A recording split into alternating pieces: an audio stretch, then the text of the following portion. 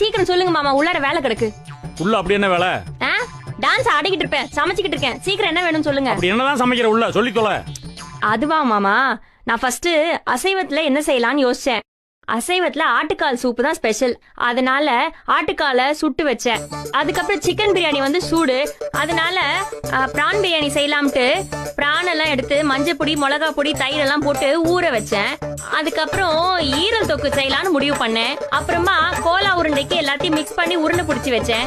நண்டு தொக்குக்கு வந்து நண்டு அதே மாதிரி மஞ்சள் பொடி, மிளகா பொடி, தயிர் எல்லாம் போட்டு எடுத்து வச்சேன். உங்களுக்கு வேணும்னா அப்படியே அதுல நண்டு ரசம் வச்சுக்கலாம்னு நினைச்சேன். இதுக்கு முன்னாடி எதுவும் ஹோட்டல்ல வேலை செஞ்சியா? இதெல்லாம் செஞ்சதுக்கு அப்புறம் யோசிச்சா இன்னைக்குதான் அசைவம் செய்ய முடியாதுல, அதனால மொத்தத்தையும் கொண்டு போய் மூர்த்தி அண்ணன்ட்ட தான் கொடுக்கணும்.